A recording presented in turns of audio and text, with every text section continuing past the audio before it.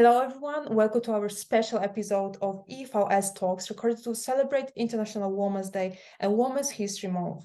My name is Janowicz and I will be hosting this episode instead of our usual host, Anita Krajnc. Unfortunately, Lena could not join us today, but she'll be back in the next episode. A little bit about myself. I am developer coordinator at the European Fem Institute. It is a European think tank based in Poland, which works in the area of women's rights and countering gender-based violence, especially cyber violence. Through our activities, we also aim to increase public awareness and the involvement of young women in the public spaces. We promote women's leadership, believing that this will help us building a democratic society based on equality and respect for all. I will also use a couple of moments to mention the European Vegan Summit, which is the very first event of its kind in Europe, a place where activists, politicians, business people, and academics meet on the stage to connect the dots between the worlds of human rights, environmental rights, and animal rights.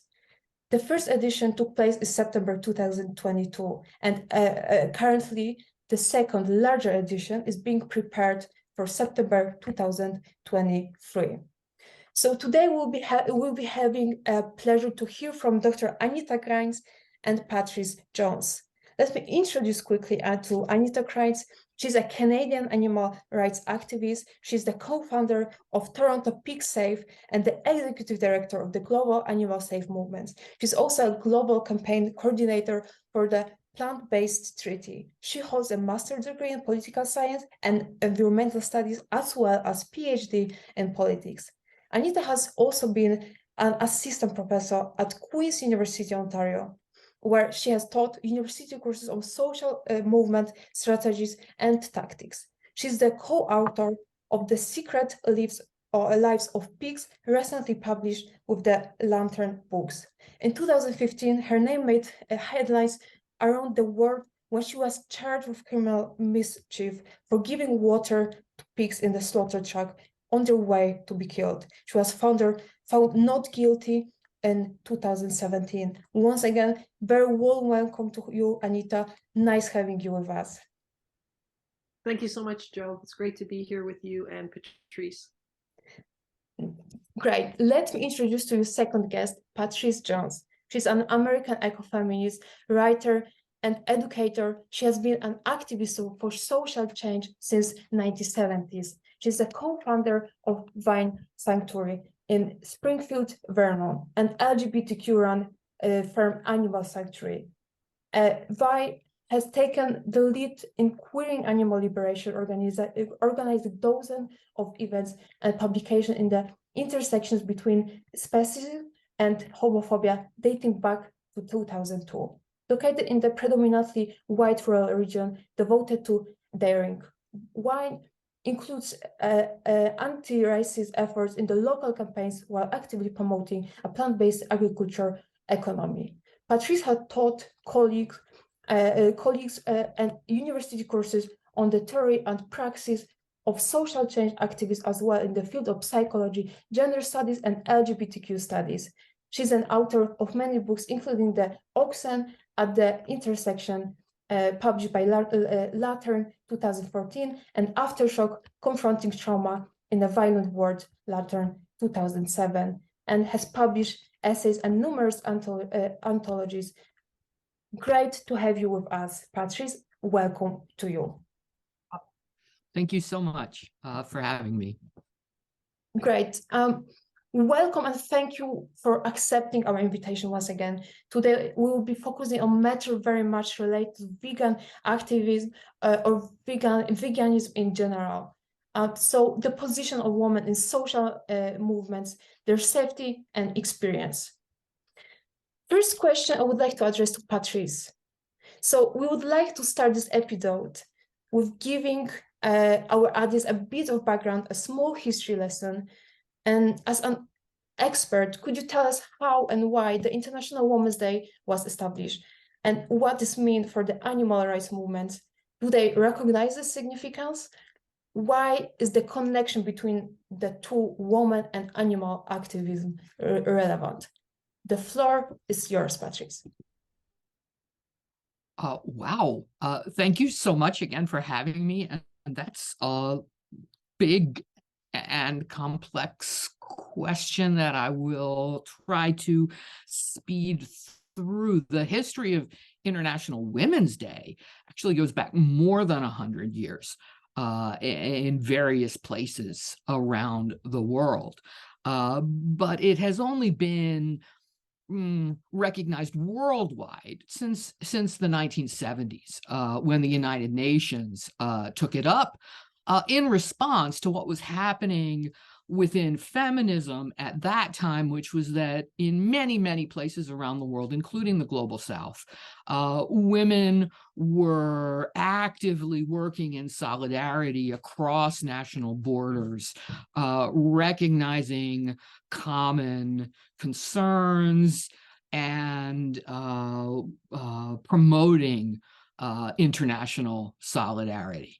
And so that led the United Nations to start celebrating International Women's Day every year. And they have a theme every year. And I think it's worthwhile on any given year to visit the UN website and see what theme they picked for International Women's Day this year and study up on what concerns they feel are most urgent in that given year. There are always concerns. If we go back to the beginning, when I said more than 100 years ago, there have been International Women's Day. If we think back to then, and I'm getting to the second part of your question, I think, some of the women in some places who were working for what we today would consider the most basic rights, right? The right to vote, or even more basic than that, the right to travel without getting the permission of a husband, son, or brother, the right to hold a job without getting the permission of a husband, son, or brother, the right to make your own medical decisions without getting the permission of a husband, son, or brother.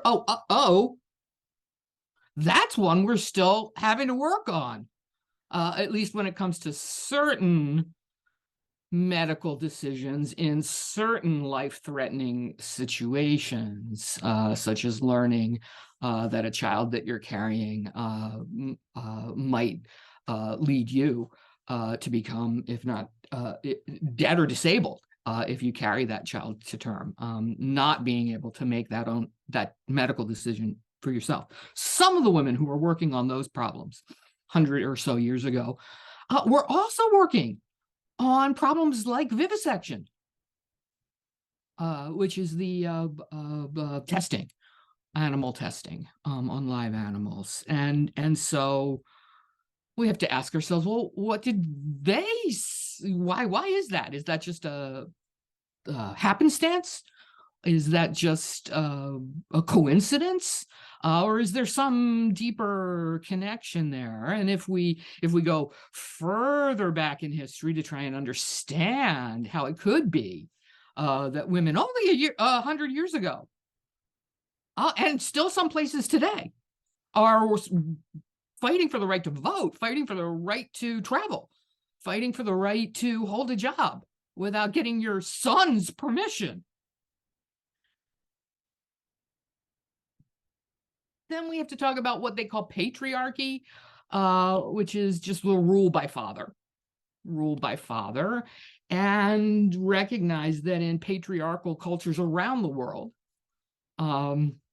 many of them having distinct cultural features, but also many of them sharing certain features, the father was the owner of his wife, his children, the animals, and the land. And so all of us who are in that category of owned by the father, possibly sold by the father, completely controlled by the father, may have some reasons to be in solidarity with each other, and so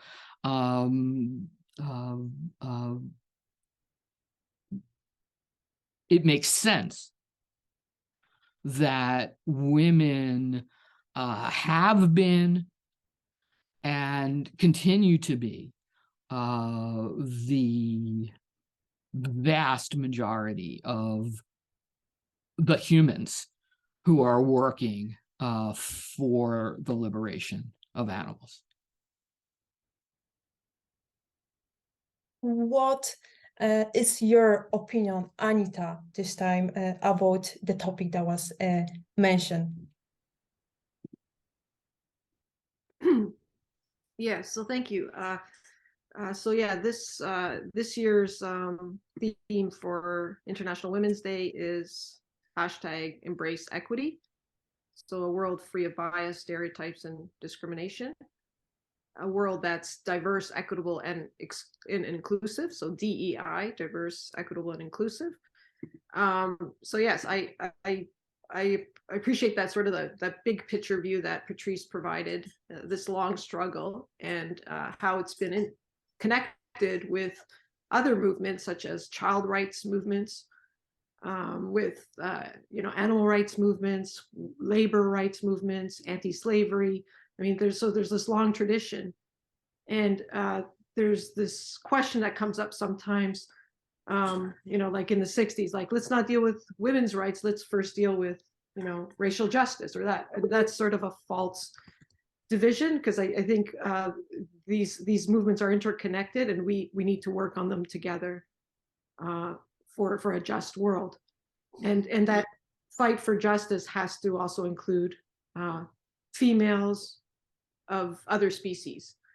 And there's a book by Carol Adams called The Sexual Politics of Meat.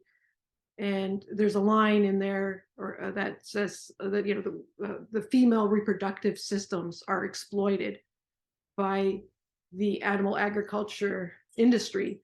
The cows and the hens and so forth. And that one sentence converted my sister to veganism. She was a feminist, and when she read that, she was converted to veganism. So so I think it's very important for the animal rights movement to celebrate International Women's Day, and to see these causes as very much linked. And I would like to talk more about the climate connection as well in this hour. Great, thank you very much, Anita, for your input. So let's go further. I must say, with environmental catastrophe accelerating by the day, activism has never been more important. Women suffer more from climate change, yet not enough consideration is given to them in the development of climate policy. With every crisis, we hear that other problems must be solved and women's rights will be addressed later on. It is important to state that global warming issues are connected to equality issue. It is not possible to propose effective solutions regarding climate change without including the perspective of half of the population, which are women. What is the link between the climate and women's rights? Are climate activism and feminism two concepts that go hand in hand? Or are there any common problems and solutions that links those two concepts? I wanted to follow up something that Anita was saying anyway, and this does really link. Sure, perfect.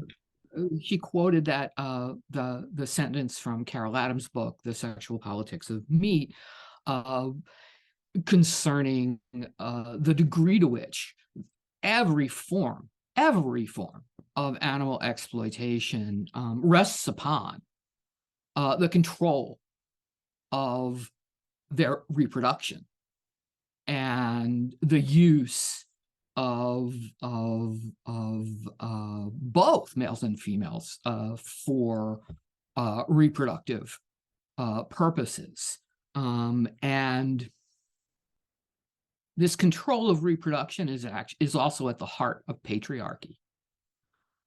this control of reproduction so that someone can profit, is also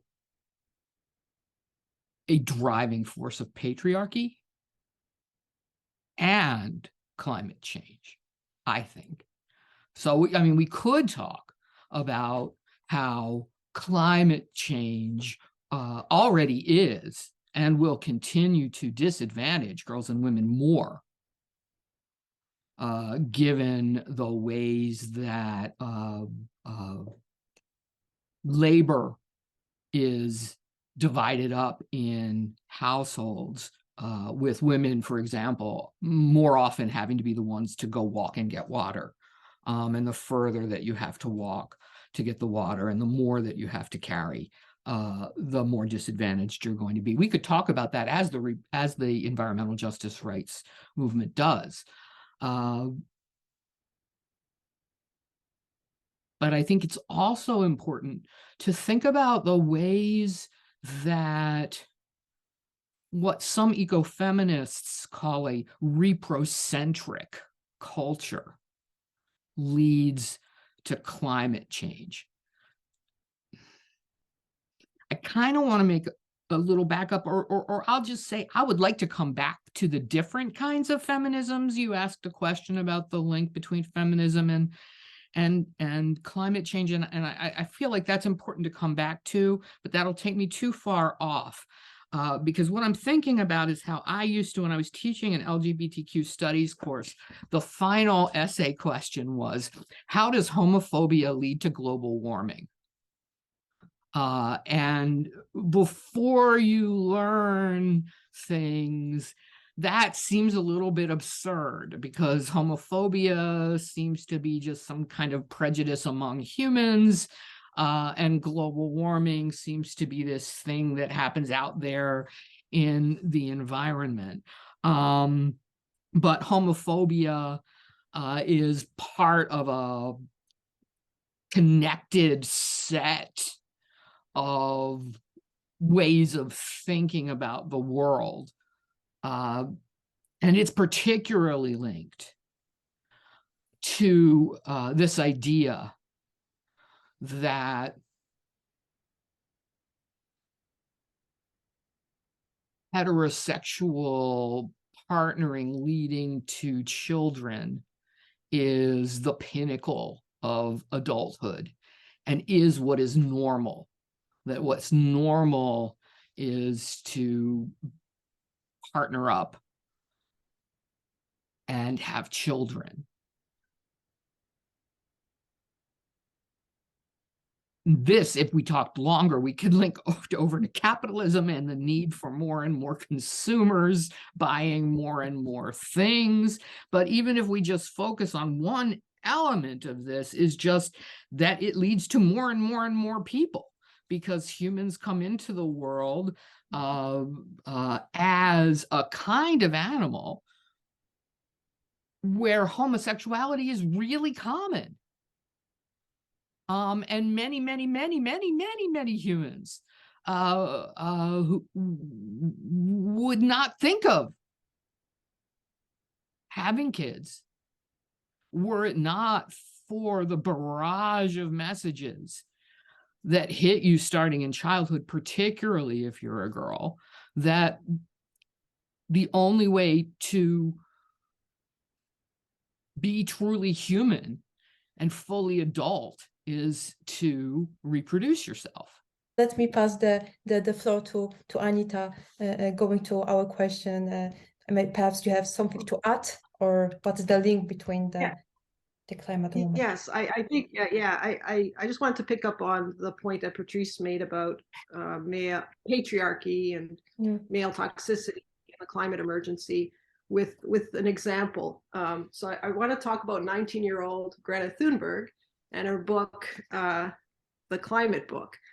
But before that, I want to talk about one of the most famous tweets ever.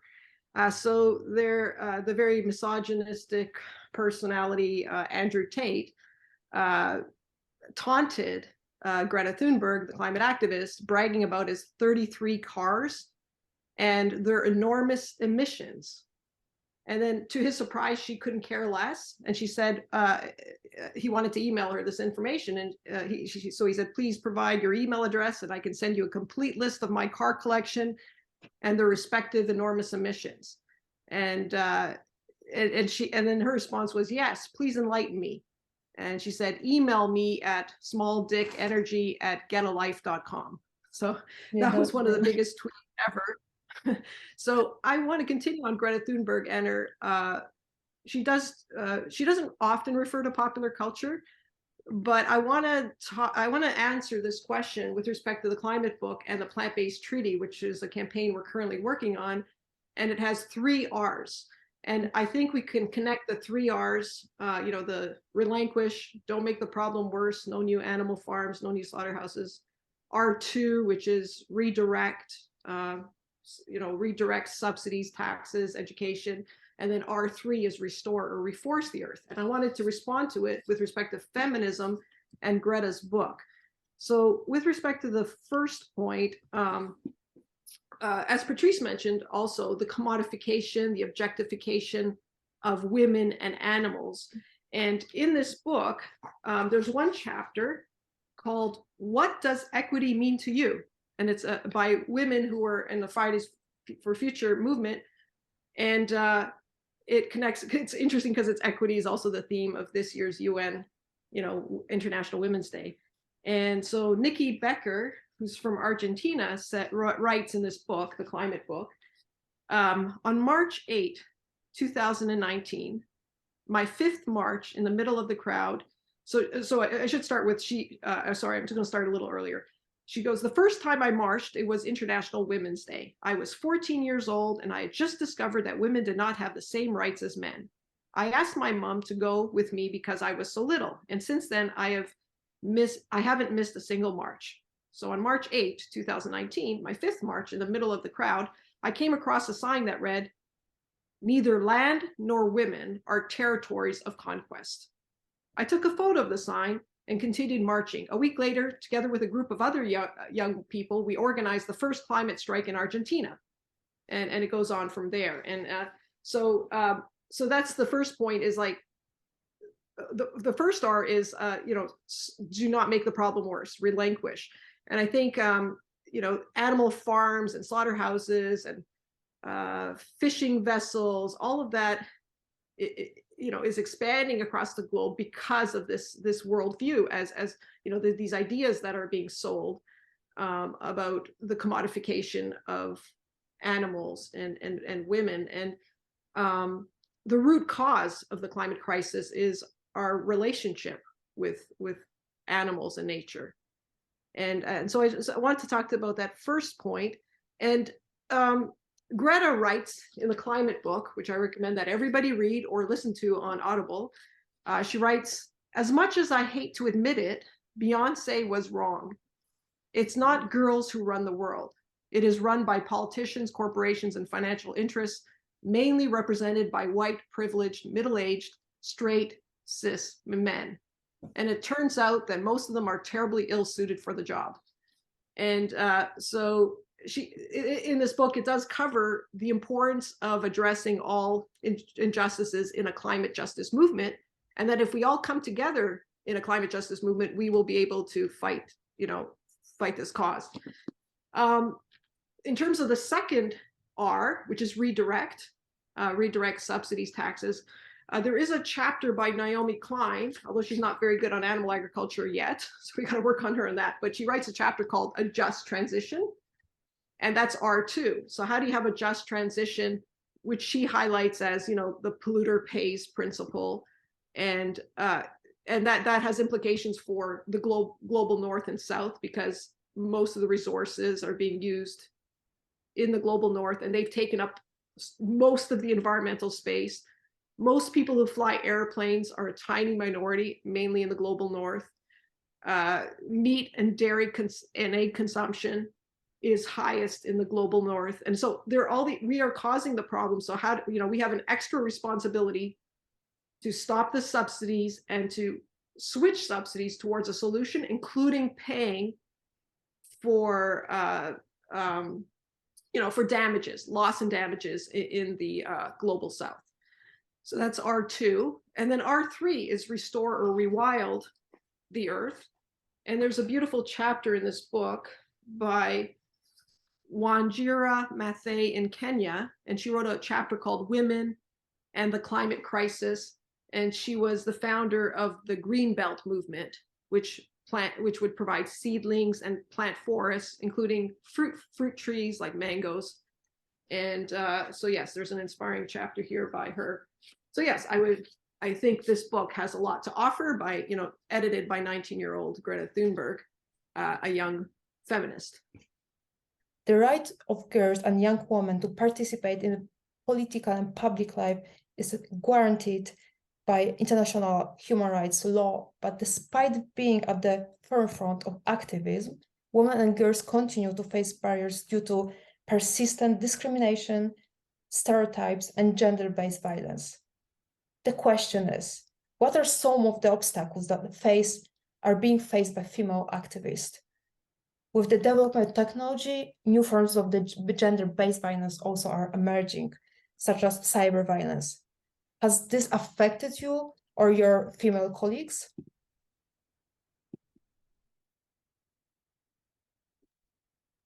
Patrice, can you start, please? I will be happy to start. Right. I know a fair amount about this, in part because of being a visibly feminist person in the animal advocacy movement in the United States. I should say, as a side note here, that there are different kinds of feminism. And at Vine Sanctuary is, as you said, an LGBTQ-led organization that was founded by feminists. But again, that doesn't tell you enough, because there are different kinds of feminists. So Miriam and Jones and I both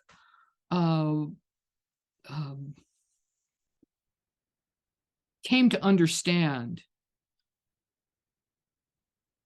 the world through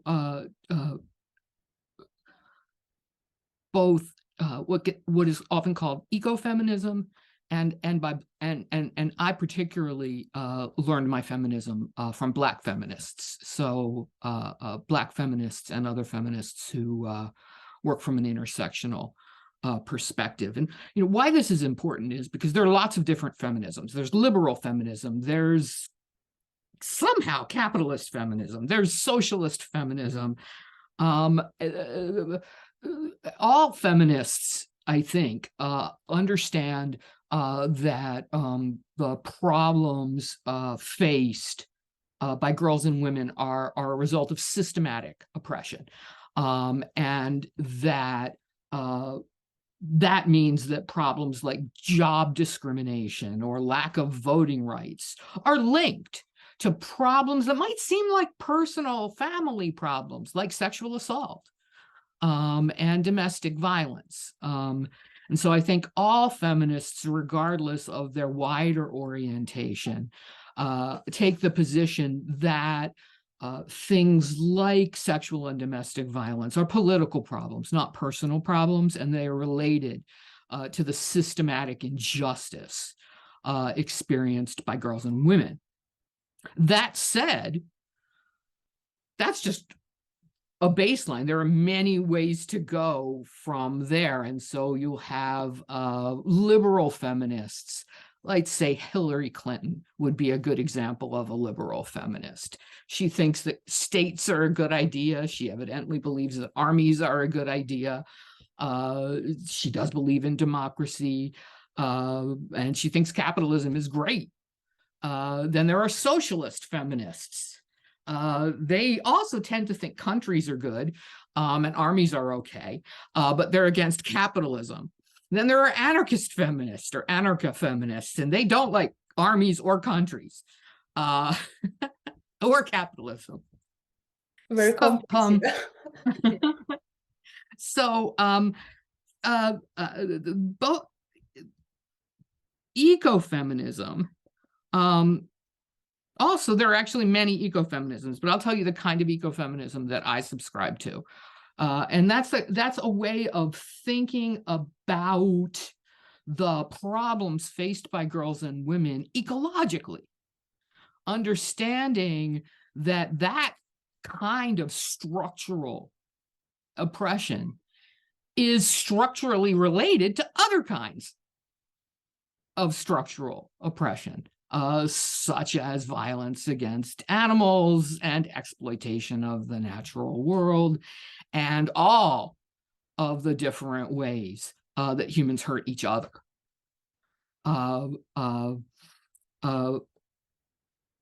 I also have been deeply, deeply influenced by Black feminism, which, and by lesbian feminism, both of which focused on really understanding the linkages between the different ways that humans hurt each other, the linkages between racism and sexism, and understanding that you cannot possibly solve one of those problems without reference to the others. And I'm going so far in this direction because it can be really, really easy. And I know this is a European podcast, but it can be really, really easy to slip into what is sometimes called white feminism, which is a focus on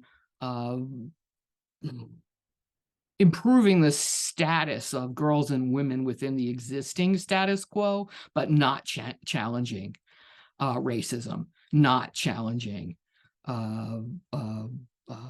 class oppression, simply looking at the women in the dominant class and saying, okay, well, we're going to bring them equal to the men in that dominant class, but we're not going to worry about anybody else. And this can lead to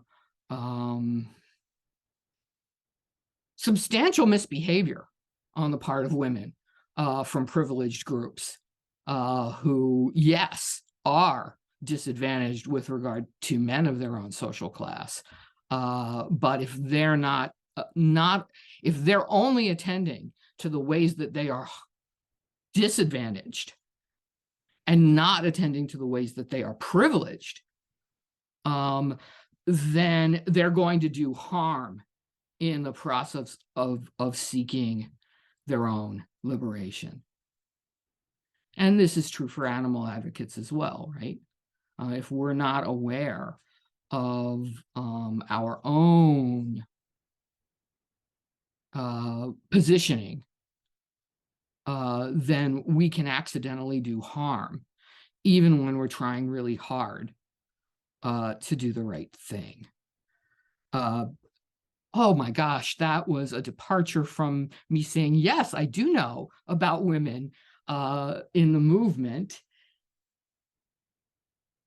because so many of them have told me about the harms that they have experienced at the hands of men in the animal rights movement, including battery, including sexual harassment, including sexual assault, and every kind of gender bias or violence you can imagine, I have either witnessed or heard about happening in vegan and animal rights spaces. And this is not surprising. And it's not surprising because, again, we're talking about a systematic inequality, systematic injustice. And if organizations aren't taking care to ensure that those forms of injustice don't reproduce themselves within their organization, then they will. I hope that made sense. Yes, that was very heartbreaking to be hearing that so many women are actually exposed to that. And this goes back to something that Joe and Anita both said earlier, where I think, Joe, you mentioned in so many different movements, women have been told, you can't complain about being harassed in a meeting or beat up by one of your colleagues or assaulted by one of your colleagues. We have a much bigger problem that we have to solve here. And so we'll deal with women's questions later. And this is something that we see in the environmental movement, have seen in the environmental movement. We've seen it in every social justice movement I've ever participated in. We've seen it in anti-war movements, and we certainly do see it in the vegan and animal rights movements. And it's a kind of gaslighting, really. And we can understand it if we just understand that people who have power want to keep it and will use any tactics that they can find to hang on to that power. So men who perpetrate intimate partner violence against their partners want to hang on to that power. And if to do it, they need to say things like,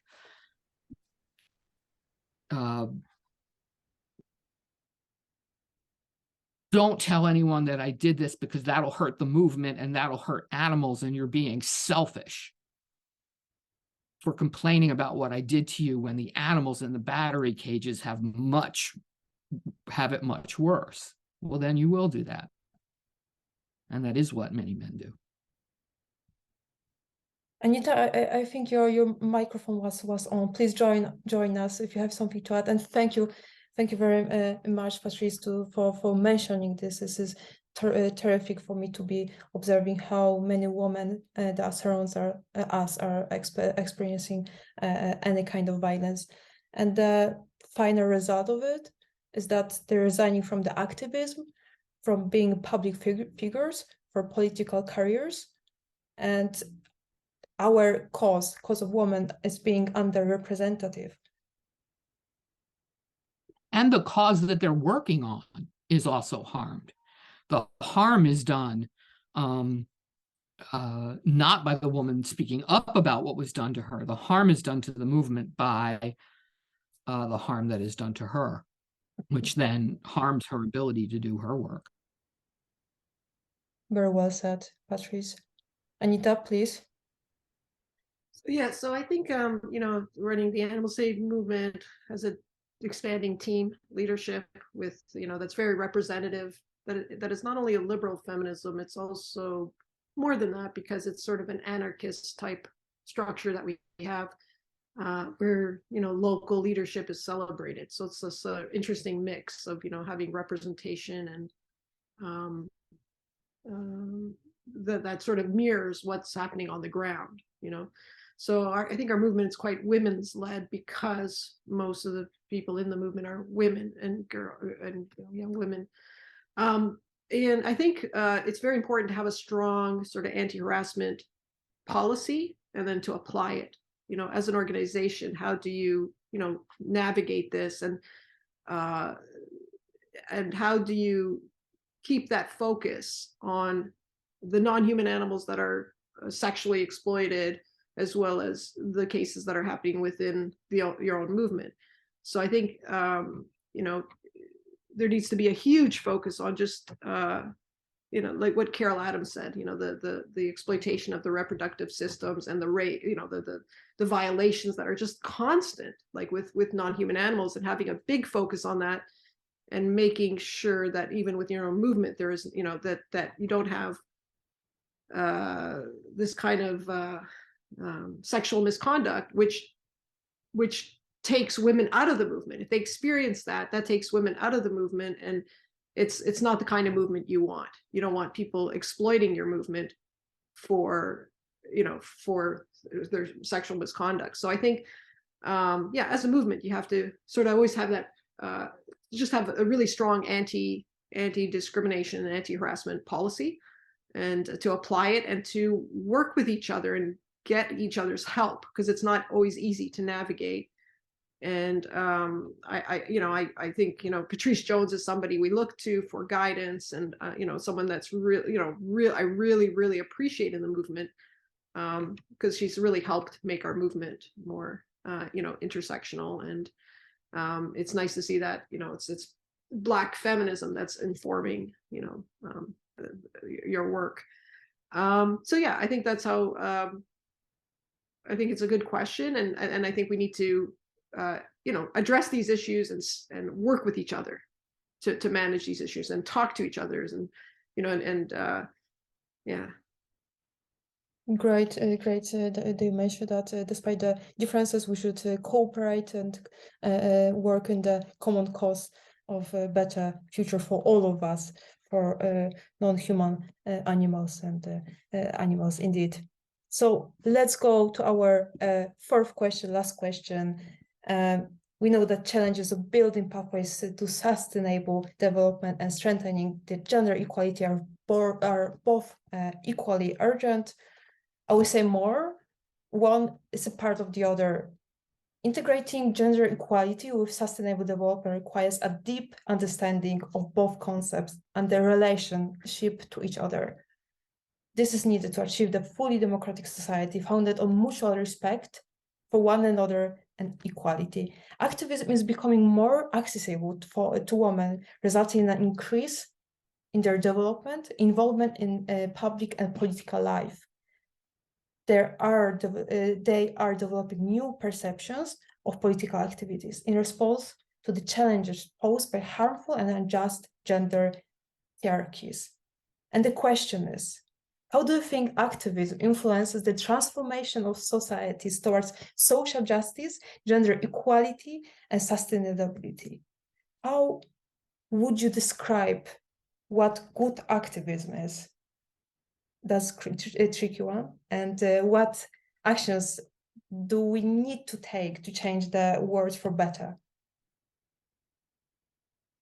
I think, Anita, you want to start? Yes, it should be my turn. I was always saying, Patrice, you start. The floor is yours. Yeah. So it's a good question. Like, what is a good enough activist? Like, we often ask ourselves, how can we be a good enough activist?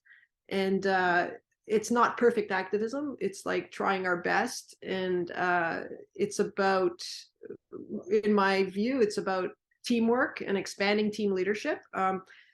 When I was teaching at Queen's University from 2004 to 2006, I taught a course on social movement strategies and tactics, and there was a book an article by Marshall Gantz on the United Farm Workers and Cesar Chavez and others, and he tried to understand, like, why were they successful in unionizing undocumented farm workers, but bigger unions were not successful in the 30s, the 50s, the 60s.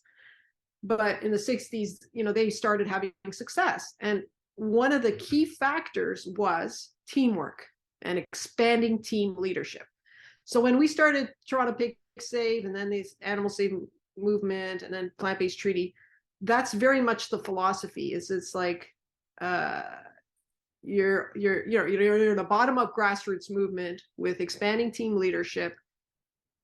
You do use some top-down strategies too. It's okay to use, the United Farm Workers, they use bottom-up mainly, but there was some top-down, like, media, celebrity involvement, because they were in California, corporate campaigns. So I think it's a mixture of bottom-up and top-down. And I did want to mention one campaign that we have, which is for R1, relinquish, don't make the problem worse, for the Plant-Based Treaty. It's called Stop Animal Gifting. And what we're up against here is Cargill. It's the biggest, one of the biggest slaughterhouse companies in the world, one of the biggest animal feed companies in the world. And they're in India saying that they're improving women's empowerment by their Hatching Hope project. So there's a website called hatchinghope.com, maybe. But anyways, they're working with Heifer International, a quote unquote nonprofit, and they want to get 100 million households to have backyard chickens. And so they're infiltrating grassroots women's groups, like and much like Nestle did before with milk. formula milk cud. So I think what we're up against is the global north and companies there that have exploited animals and workers and the environment. They are now going to other places to expand their market, and we need to be aware of that, because we might be very happy saying, oh, veganism and animal rights and the environmental movement is on the rise, in Europe or UK, North America. But these same companies who destroyed our forests, our animals, our workers, our communities, they need to be checked, because they are now going into like Indonesia, India, China, and reproducing the same model. So I think when you ask that question, what is good activism? It's, yes, you have to be a good local activist, build community, but you also have to have a global framework. And you have to understand the inequities between global north and global south, and some of the companies that have profited and created so many billionaires. They are now, just like the tobacco companies before them, these fossil fuel companies and these animal agricultural companies are now, are trying to expand in Latin America and Asia and Africa. So, to be a good activist, to answer your question, think globally, act locally. We really need to have like global solidarity as well as build local community. Very well said. Thank you, Anita. You mentioned that it is necessary to understand the whole context or picture, and that was very, very well said. That think globally, act locally. That will be the message that I will pass to my local leaders and fellows that are actually doing activism around animal rights here in Poland. Then I will pass the floor to Pattrice, please. Thank you so much. I think that think globally, act locally was a popular slogan right around the time when the UN adopted International Women's Day. So that was good to hear. I have some ideas that are linked to what Anita said, and that's not surprising because I would like people to notice that Anita built what is now a worldwide movement from a series of vigils at a slaughterhouse. And in the years that I've known Anita, it's been very much like this conversation has been today, where there's always something she's reading that is influencing what she's thinking, and that is, on the one hand, affirming some of the things she already knew, but on the other hand, giving her some new ideas. So there's this constant process of learning from other movements. Today, she told us what she learned from the United Farm Workers. I remember a long conversation we had where she told me that she had studied the structure of an organization called ACT UP, AIDS Coalition to Unleash Power, which was an organization in the United States and worldwide eventually during the AIDS crisis, in which I participated in the late 80s and early 90s. So I just want to stress that attitude toward activism of, on the one hand, learning as much as you can about what other people have done at other times and places, and embracing this idea of the good enough activist, the good enough strategy, because this allows you to act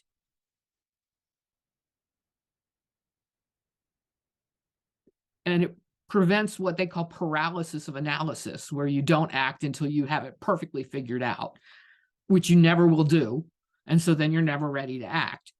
So it allows you to act, but it allows you to act in a flexible way where you're not so married to your idea or your strategy that you won't change it if it doesn't work, or you won't adapt it as circumstances change. I mentioned Black feminism early.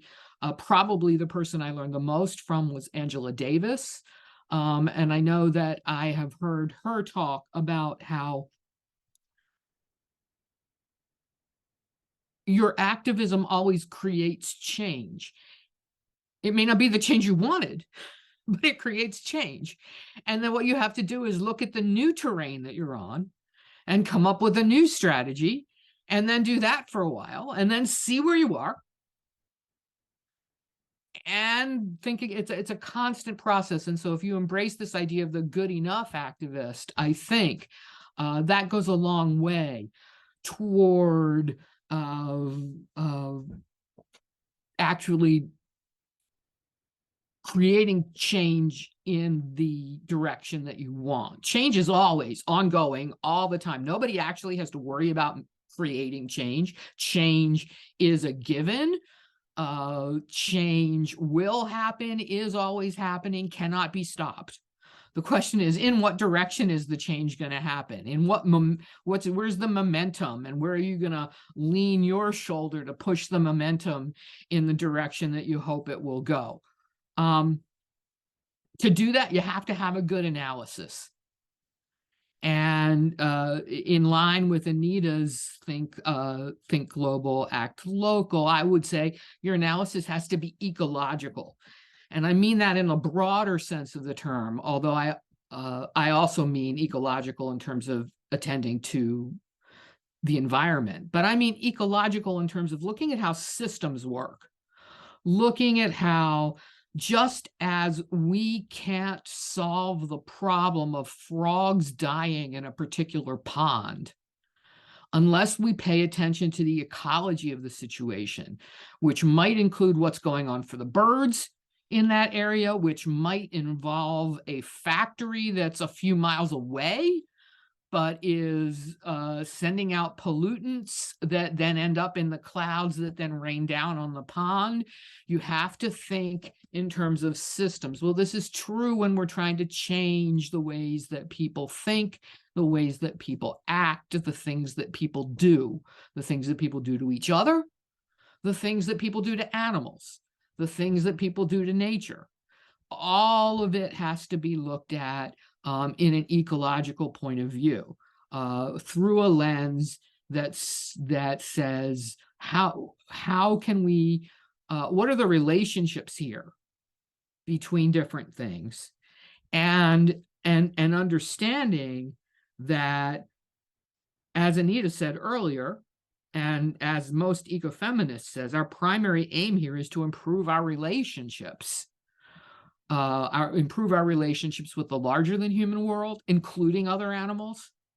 But to do that, we're actually going to have to improve our relationships with each other and make them more equitable and less harmful. How do we do that? So we've got good enough activism, we've got a good analysis, which has to be ecological, and then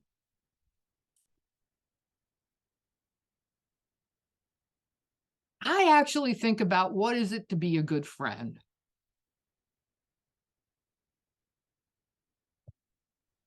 How would you answer that question? And you have to have empathy, and you have to decenter yourself.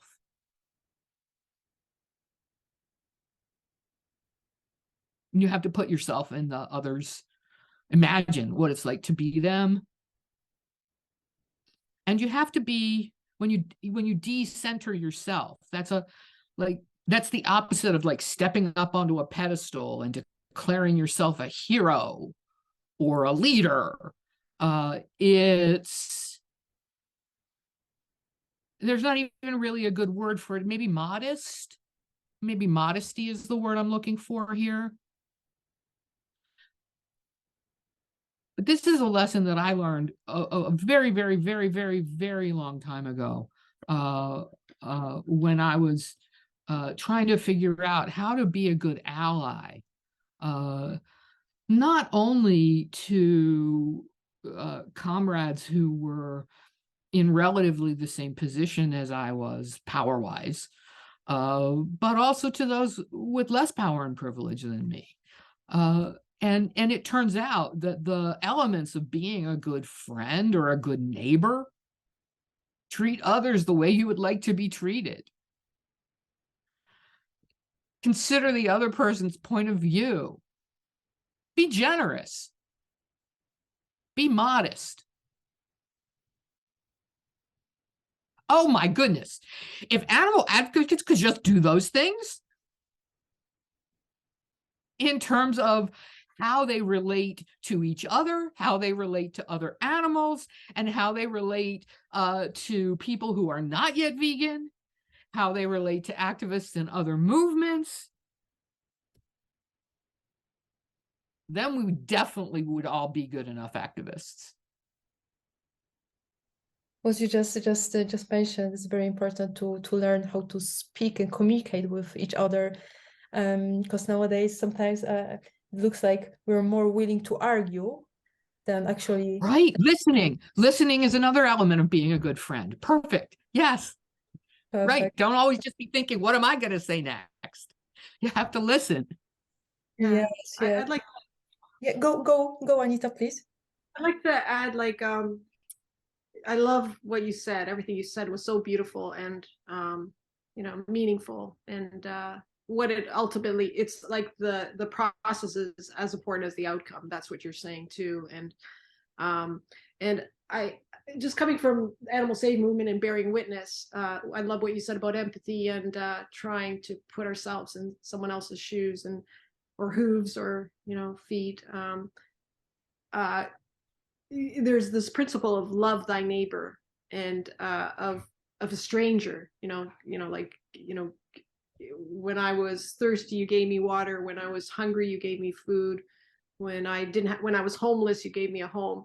It's that big principle, that universal principle that all, the best in philosophies and the best in religions, parts of religions recognizes, the golden rule and love thy neighbor. And I just wanted to return to Greta Thunberg and the climate book, which I want everyone to get and read and pass on. And it's 17 hours on Audible. So while you're doing other things, cleaning or something or walking, you can listen to it. And in it, she talks about the no-fly movement in Sweden, not taking planes and, shaming people for taking planes. And she herself does not fly. And she said, like, for example, like one flight would be several tons of carbon, and that's more than several years of emissions for someone living in, different parts of Africa, like just that one flight. So I don't think people realize how much, carbon emissions. And then when you look at eating animal flesh and dairy and stealing dairy from, cows and goats and stealing eggs from chickens, like that too has a huge carbon footprint, on the Amazon and all that. And it's, and again, disproportionate use in the north. And so she was asked, like, why do I do it? Why do I say I'm not flying? And she's saying, not because I'm making such a difference. She's saying she's doing it as an example to others, and that to show that there is a climate emergency and that somebody is taking it seriously. And so that's something for all of us to think about. Like, sometimes making those sacrifices, you're sending a message, a signal of saying. So personally, I've been flown for about 4 years, and I'm not going to the next AVA summit. And when they asked me, oh, do you want to speak there? I said no, because it's in LA, and I don't, I was able to take a train to Washington. But so you're sending a signal, and if more people start doing that, sending signals, so, and it comes back to this principle of individual change and system change, and Pattrice so eloquently talked about, ecological perspective, both in terms of the environment, but also in terms of holistic ecological analysis of a problem. And I'm a big follower of, Leo Tolstoy and Gandhi, and they talked about the importance of self-purification before you ask for system change. So looking at yourself and your own behavior. And Greta does that. And she's showing some ethical and moral leadership, and making some of those sacrifices of, not living the jet set life and a high consumption life. She also does not shop. She tries to buy secondhand, and she's vegan for ethical, ecological, and climate reasons. And she doesn't fly. So I think, and there's also another hero of ours is George Monbiot. He wrote a book called Regenesis, calling for the end of animal farming yesterday or now. And he also does not fly. So you're beginning to see that kind of movement. And I know in terms of Green Rev, the group you're associated with, people were asked to come to Washington for a conference. And they said, well, why can we Zoom ourselves in? So you're already seeing that kind of where vegans are not just vegans, which is, incredibly important. They're also becoming environmentalists, feminists, climate justice activists. And that's something that we need to do. It's not always easy, but let's just start working on that. I just want to jump in with one more thing related to what you said, because you mentioned sacrifice a few times. And I think okay, sometimes that can be a frame that is valid.